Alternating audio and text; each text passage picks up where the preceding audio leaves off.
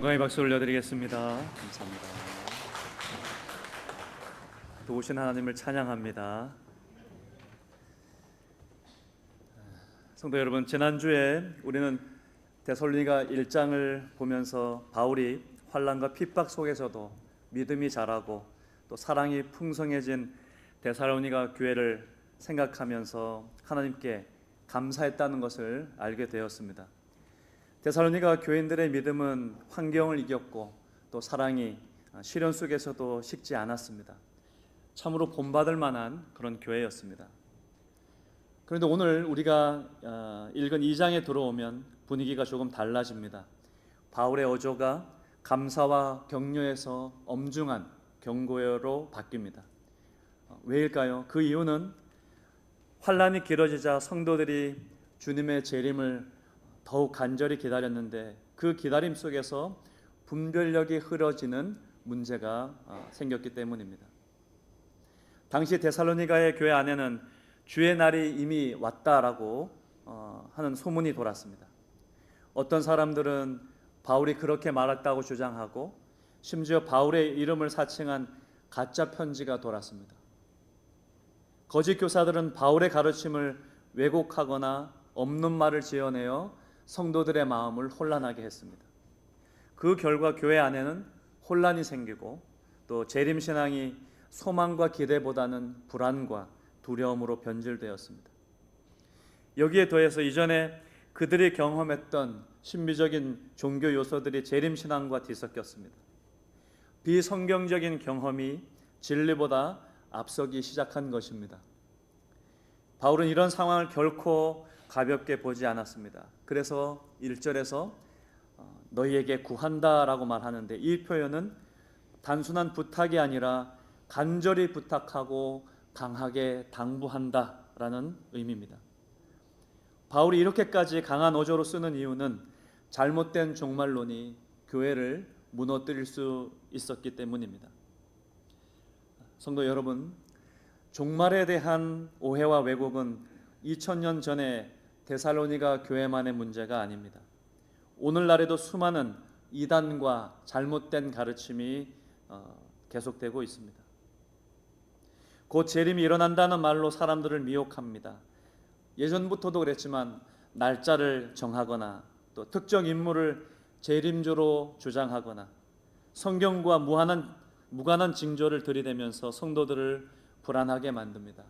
문제는 이런 미혹이 단순한 호기심에서 끝나지 않고 교회의 신앙과 또 질서를 무너뜨린다는 것입니다. 바울은 오늘 본문에서 분명히 말합니다. 아무도 너희를 미혹하지 못하게 하라고 그 이유와 근거를 차근차근 설명합니다. 오늘 우리는 이 말씀을 통해서 마지막 때를 살아가는 성도로서 어떤 분별력을 가져야 하는지 그리고 어떻게 흔들리지 않는 믿음을 지킬 수 있는지를 알게 되기를 바랍니다. 바울이 데살로니가 교회에 전한 이 경고와 권면은 바로 오늘 우리 교회와 우리 신앙에도 똑같이 필요한 말씀이 되는 것입니다. 바울은 오늘 말씀에서 두 가지를 얘기합니다. 첫째는 배교입니다. 배교는 단순히 교회를 떠나는 것이 아니라 진리를 알고도 버리는 것을 말합니다. 구약에서도 이런 배교의 모습이 나타났습니다. 출애굽기 32장에 보면 금송아지를 만들고 경배한 이스라엘 백성들, 또 사사기에서는 바알과 아세라를 섬기며 하나님을 떠났다고 고난 속에 다시 돌아오는 반복된 배교의 모습이 나옵니다. 오늘날에도 배교는 일어납니다. 성경의 권위를 부정하고 세속적인 가치에 타협하며 고난을 회피하는 신앙이 배교의 징조입니다. 일부 교회에서는 성경은 시대에 따라 해석해야 된다고 하면서 동성혼이나 낙태나 물질주의에 대해서 성경의 가르침을 무시하거나 왜곡하는 일이 벌어지고 있습니다. 예를 들어 하나님은 사랑이시니 모든 선택을 존중해야 한다라고 존중하신다라는 말로 죄에 대한 회개 없이 모든 삶의 방식을 정당화하려는 흐름으로 흘러갑니다. 또 어떤 설교는 긍정의 힘, 자기 개발, 성공이라는 중심으로 흘러가면서 십자가와 그 복음, 또 십자가와 회개 없이 또 고난의 의미는 점점 사라지고 있습니다. 배교는 진리를 떠나는 것이며 성경의 권위를 업신여기거나 약화시키거나 왜곡하는 순간부터 시작됩니다. 둘째는 불법한 사람 적그리스도가 출현할 것이라고 말합니다. 그는 하나님이라 불리는 모든 것 위에 자기를 높이고 성전에 앉아 자기를 하나님이라고 주장하는 사람입니다. 이게 무슨 말일까요? 단순히 교만한 사람이 아니라 하나님의 자리를 침범하는 자를 뜻합니다. 이런 인물은 갑자기 등장하는 것이 아닙니다. 구약에서도 이런 교만한 자들의 모습이 반복적으로 등장합니다. 다니엘 11장 말씀에 보면 마지막 때에 나타날 교만한 왕이 나오는데 그 모든 신보다 자기를 높이고 자기 뜻대로 행하며 하나님을 대적합니다. 이 왕은 단순히 정치적인 그런 인물이 아니라 영적인 교만의 극치를 보여주는 존재입니다. 또 이사야 14장에서도 바벨론 왕에 대한 심판 예언이 나옵니다. 그런데 그 표현이 너무나도 사단의 그 교만한 성품과 닮아 있습니다. 내가 하늘에 올라 하나님의 뭇별 위에 내 자리를 높이리라. 지극히 높은 이와 같아지리라 라고 합니다. 이것은 단순한 야망이 아니라 하나님과 같아지려는 시도이며 창조주 하나님을 대적하는 교만입니다. 에스겔 28장에서도 두로 왕이 나는 신이라고 주장할 때 하나님께서는 그에게 너는 사람이지 하나님이 아니다라고 단호히 말씀하십니다. 이 역시 자기 자신을 신격화하는 대표적인 예입니다. 이처럼 구약은 이미 하나님을 대적하고 자신을 높이는 자들의 모습을 보여주었고 바울은 그런 자들이 마지막 때에 나타날 것이라고 경고합니다. 그는 단순히 정치 지도자나 종교 인물이 아니라 사탄의 성품을 그대로 드러내는 존재입니다. 교만, 거짓, 미혹과 자기 우상, 이 모든 것이 그 안에 담겨 있습니다. 오늘날에도 이런 모습은 곳곳에서 나타납니다. 어떤 사람은 자신을 절대적으로 따르라고 하고 어떤 집단은 그 지도자를 거의 신처럼 떠받듭니다. 그런 문화는 결국 불법의 사람의 영을 닮아갑니다. 우리는 그 사람 자체보다 그 안에 흐르는 영적인 흐름을 분별해야 합니다. 이들은 모두 하나님을 대적하고 자기 자신을 신격화하는 자들입니다. 어떤 특정한 인물을 숭배하는 모습으로도 나타납니다. 일부 교회나 단체에서는 특정 지도자를 하나님의 특별한 종이라고 부르며 비판이나 검증을 하지 못하게 합니다. 그 지도자의 말은 성경보다 우선시되고 그분이 말했으니 무조건 따르는 자는 분위기가 따라야 한다는 그런 분위기를 형성합니다. 실제로 한국과 또 해외에서 자칭 재림주로 자처하거나 또 나는 하나님과 동등한 존재라고 주장하는 이단들이 등장했고 수많은 많은 사람들이 미혹되었습니다. 불법의 사람은 단순한 인물이 아니라 하나님의 자리를 침범하려는 영적인 흐름이고 우리는 사람보다 말씀을 기준으로 삼아야 그들을 분별할 수가 있는 것입니다. 기독교 초기에는 로마 황제, 특히 네로를 불법의 사람으로 보기도 했고 네로는 자신을 신이라 주장했고 죽은 뒤에도 다시 돌아올 것이라는 소문이 돌았습니다.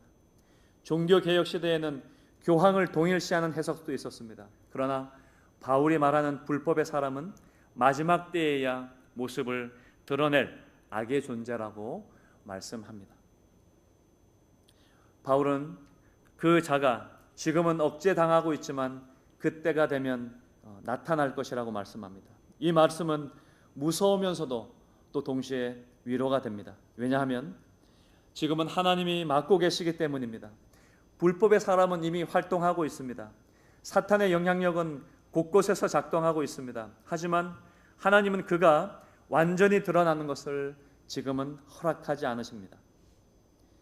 욥기 1장 말씀에 보면 사탄이 욥을 시험하려고 했지만 하나님은 그 범위를 제한시키십니다. 사탄이 욥을 시험하려고 할 때에 하나님은 그의 생명에는 손대지 말라고 하십니다. 사탄이 마음대로 할 수 있는 게 아닙니다. 하나님이 허락하신 범위 안에서만 활동할 수 있습니다. 이사야 46장에서는 나의 뜻이 서고 내가 나의 모든 기뻐하는 것을 이루시리라고 말씀하십니다. 그러시면서 역사의 주권은 하나님께 있음을 명확하게 말씀하십니다. 아무리 악이 강해 보여도 하나님이 허락하지 않으시면 그 악은 한 발짝도 움직일 수 없습니다. 이 말씀은 우리에게 위로가 되기도 합니다.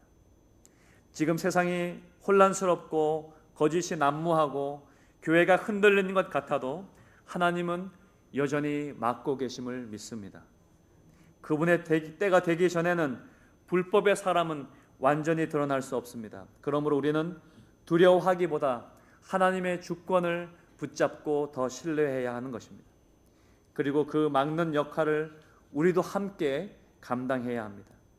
기도로, 말씀으로, 교회 공동체 안에서 분별력으로 우리는 이 시대에 막는 자로 부름받았음을 알고 더 하나님을 신뢰해야 합니다. 우리는 막는 자의 역할을 잘 감당해야 합니다. 말씀과 성령과 교회 공동체가 함께 힘을 합쳐서 악한 세력들을 견제해야 합니다. 막는 자는 단순히 막는 사람이 아니라 진리를 지키는 교회 공동체 전체를 말하고 또 그 역할을 말하는 것입니다. 우리는 서로 지켜주는 영적인 방패가 되어야 할 줄 믿습니다. 바울은 또 9절 10절에서 불법의 사람이 사탄의 권세를 받아 모든 능력과 표적과 거짓 기적을 행한다고 말씀합니다. 이 말은 정말 중요합니다. 왜냐하면 기적이 항상 진리를 증명하는 것이 아니기 때문입니다. 구약에도 이런 말씀이 있습니다. 출애굽기 7장 말씀에 보면 애굽의 박사들과 요술사들이 모세와 아론이 행한 기적을 흉내냅니다. 그들도 지팡이를 던져 뱀이 되게 했습니다. 겉으로 보기에는 똑같은 기적 같지만 출처가 다릅니다. 하나는 하나님께로부터고 또 다른 하나는 사탄의 흉내입니다. 신명기 13장에도 하나님께서는 이렇게 경고하십니다. 기적이 일어나도 그 사람이 너를 하나님에게서 떠나게 하려 한다면 그 말을 따르지 말라. 기적이 있다고 해서 무조건 따라가면 안 된다는 하나님의 경고의 말씀입니다. 그 기적이 어디로 향하게 하는지가 중요합니다. 기적이 일어날 때 그것이 하나님의 영광을 드러내는지 아니면 사람을 높이는지를 분별해야 합니다. 사탄도 능력으로 여러 기적을 펼칠 수 있기 때문입니다. 오늘날에도 기적을 앞세운 미혹이 많습니다. 어떤 집회에서는 병이 낫고 또 어떤 영상을 보면 눈물이 나고 또 어떤 간증에서는 극적인 변화가 일어나는 것 같습니다. 하지만 그 기적이 하나님을 영화롭게 하는가 아니면 사람을 높이고 있는가 또 진리를 왜곡하지는 않는가를 잘 살피면서 봐야 합니다. 우리는 기적을 분별할 수 있어야 합니다. 그 기적이 성경의 말씀과 가르침과 일치하는가 그 기적이 예수 그리스도를 중심에 두고 있는가를 봐야 합니다. 기적보다 중요한 것은 진리입니다. 감정보다 중요한 것은 말씀임을 기억해야 합니다. 말씀을 잘 알고 분별할 수 있는 지혜가 우리에게 있기를 소망하며 나아가야 합니다. 현대의 디지털 시대의 미혹을 조심해야 합니다. 유튜브의 예언 콘텐츠나 가짜 뉴스가 확산되고 있습니다. 최근에 몇 년 사이에 유튜브나 SNS를 통해서 곧 재림이 일어난다. 이 정치인이 적그리스도라는 식의 예언 콘텐츠가 계속 급속히 퍼져나가고 있다고 합니다. 어떤 채널은 하나님께서 내게 직접 말씀하셨다는 식으로 개인적으로 받은 그런 영적인 체험을 강조하면서 성경 본문보다 자신의 계시를 우선시합니다. 문제는 이 콘텐츠가 검증되지 않은 그런 정보라는 것이고 교회 공동체의 분별 없이 개인의 의견에 개인의 생각과 직관에만 강조된다는 것입니다. 실제로 우리 일부 교회에서는 이런 영상의 영향을 받아서 예배의 방향을 바꾼다든지 또 교회 내에 분열이 일어난 사례도 있습니다. 디지털 이 콘텐츠는 유익할 수는 있지만 그러나 분별력 없이 본다면 말씀과 공동체의 검증 없이 받아들이면 미혹의 통로가 될 수 있다는 것입니다. 그래서 조심해야 합니다. 기적 중심의 신앙을 경계해야 됩니다. 기적보다 진리를 사랑하고 감정보다 말씀을 붙드는 그런 신앙이 우리에게는 필요합니다. 어떤 집회에 가보면 기적을 강조하면서 회개와 말씀 중심의 신앙은 뒷전입니다. 실제로 한 교회에서는 기적을 경험하지 못한 사람은 믿음이 부족하다는 식의 가르침을 퍼뜨리면서 성도들이 상처를 입고 교회를 떠나는 일이 있었다고도 합니다. 또 어떤 단체는 기적을 일으킨 자를 지나치게 높여서 그 사람의 말과 행동이 성경과 어긋나도 묵인하는 그런 분위기가 형성되었다고도 합니다. 기적은 하나님의 능력이지만 기적보다 진리를 사랑하고 감정보다 말씀을 붙드는 참된 신앙이 우리에겐 있어야 합니다. 그것이 믿음입니다. 이 시대는 분명히 미혹의 시대입니다. 하지만 하나님은 우리에게 말씀과 성령과 공동체와 신앙의 양심이라는 그런 강력한 방패를 주셨음을 믿습니다. 우리가 이 시대 속에서 흔들리지 않으려면 말씀에 뿌리 내리고 진리를 사랑하며 공동체 안에서 분별력을 키우고 기적보다도 복음을 붙드는 삶이어야 합니다. 마지막으로 바울은 11절 12절 말씀에서 이렇게 말씀합니다. 하나님께서 미혹하게 하는 힘을 그들에게 보내셔서 그들로 하여금 거짓을 믿게 하신다라고 말합니다. 이 말씀은 좀 무섭게 들릴 수 있습니다.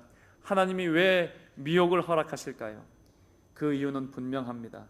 그들이 진리를 사랑하지 않기 때문입니다. 하나님이 악을 조장하신다는 뜻이 아니라 진리를 거부한 자들이 스스로 선택한 길을 가도록 내버려 두신다는 의미입니다.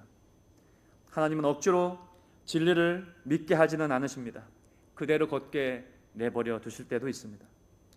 출애굽기 9장 말씀에는 하나님이 바로의 마음을 강팍케 하신다는 말씀이 나옵니다. 바로는 이미 여러 번 하나님의 말씀을 거부했고 하나님은 그 완악함을 나중에 심판의 도구로 삼으셨습니다.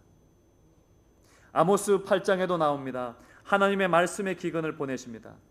양식이 없어 주림이 아니요 물이 없어 갈함이 아니요 하나님의 말씀을 듣지 못한 기갈이라고 말씀하시면서 진리를 거부한 자들에게는 말씀 자체가 사라지는 심판이 된다고 말씀합니다. 성도 여러분, 이것은 우리에게 경고입니다. 진리를 사랑하지 않으면 결국 거짓을 믿게 됩니다. 그리고 그 거짓은 우리를 멸망으로 이끕니다. 그러므로 우리는 날마다 점검해야 합니다. 나는 진리를 정말 사랑하는가? 나는 말씀 앞에 순종하는가? 나는 기적보다 말씀을, 감정보다 복음을 더 믿는가? 라고 질문하며 자신의 신앙을 돌아보며 점검하며 노력해야 합니다. 사랑하는 성도 여러분, 오늘 우리는 바울이 데살로니가 교회에 전한 간절한 권면을 깨닫게 됩니다. 말씀이 데살로니가 교회를 생각하는 그 간절한 그 심정의 말씀을 느낄 수 있습니다. 그 핵심은 아주 분명합니다. 흔들리지 마십시오. 미혹되지 마십시오. 그리고 진리를 사랑하십시오. 바울은 단순히 종말에 대한 정보를 주려고 이 편지를 쓴 게 아닙니다. 그는 교회가 혼란 속에서 믿음을 지키고 진리를 붙들고 주님의 날을 바르게 기다리도록, 소망 중에 주님을 기다리도록 돕고 싶었던 겁니다. 지금 우리가 살아가는 시대도 마찬가지입니다.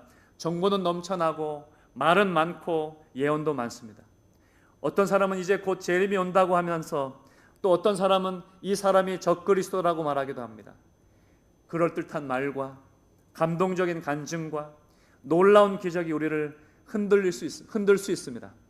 하지만 성도 여러분, 기적보다 중요한 건 진리임을 믿으시길 바랍니다. 감정보다 중요한 건 말씀입니다. 속도보다 중요한 건 방향입니다. 신앙의 성숙이 중요합니다. 우리가 진리를 사랑하지 않으면 결국 거짓을 따르게 됩니다. 그리고 거짓은 우리를 멸망으로 이끌 수 있습니다. 바울은 그 점을 너무나도 분명하게 견고하고 있습니다. 그래서 오늘 우리는 이 말씀 앞에 결단해야 합니다. 말씀에 뿌리 내리시는 신앙이 되기를 바랍니다. 말씀을 읽고 묵상하고 배우고 또 삶에 적용하는 그런 일들을 더 열심을 내시길 바랍니다. 말씀은 우리의 기준이고 방패이고 검이기 때문입니다. 그리고 분별력을 키우시길 바랍니다. 무엇이 진짜인지 무엇이 거짓인지 구분할 수 있어야 합니다. 그 기준은 말씀이고 성령의 인도하심이며 또 건강한 교회 공동체 안에 속해 있어야 되는 것입니다. 그리고 진리를 사랑하십시오. 진리를 아는 것만으로는 부족합니다. 진리를 기뻐하고 붙들고 순종하는 삶이 필요합니다. 진리를 사랑한다는 것은 삶으로 살아내는 것이 진리를 사랑하는 것입니다. 그리고 깨어있기를 위해서 더 힘쓰시길 바랍니다. 주의 날은 반드시 옵니다.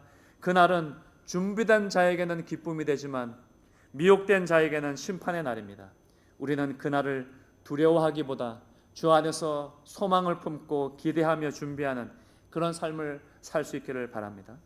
그리고 마지막으로 서로를 지켜주는 공동체가 되시기를 바랍니다. 혼자서는 흔들릴 수 있습니다. 하지만 함께라면 서로 붙들어주고 권면하고 기도하면서 끝까지 믿음을 지켜줄 수 있는, 막아주는 사람, 방패가 되어주는 그런 삶을 살 수 있는 저와 여러분들 되시길 바랍니다. 성도 여러분, 우리는 마지막 때를 살아가고 있습니다. 하지만 두려워할 필요가 없습니다. 왜냐하면 우리 주 예수 그리스도께서 오셔서 불법할 자를 멸하실 것이기 때문입니다.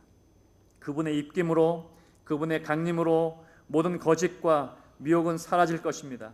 예수 그리스도께서 부활하심으로 모든 사단의 권세들을 결박하셨기 때문에, 보장된 승리를 보장하셨기 때문에 그것을 믿고 나아가는 저와 여러분 되시길 바랍니다.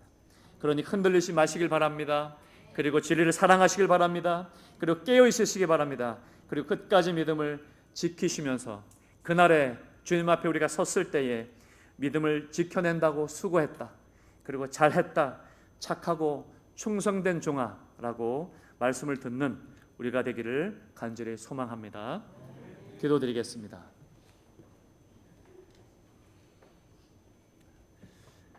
사랑의 아버지 하나님, 미혹된 시대를 살아가고 있습니다. 그러나 아버지 하나님, 저희가 말씀을 붙잡고 진리의 말씀을 따라 중심을 잡고 살아갈 수 있도록 도와주시옵소서. 하나님, 분별의 지혜를 주시고 성령께서 우리 마음에 말씀하여 주셔서 진리가 아닌 것은 아닌 것이라고 분명히 말할 수 있게 하여 주시고 깨닫게 하여 주시고, 오직 아버지 하나님, 예수 그리스도께서 불법한 자를 물리칠 것이라는 것을 믿고 또 예수 그리스도께서 부활하심으로 승리를 보장해 놓으셨다는 것을 믿고 저희가 주의 말씀 붙잡고 날마다 승리하며 살아갈 수 있도록 인도하여 주시옵소서. 주님, 혼자 되지 않습니다.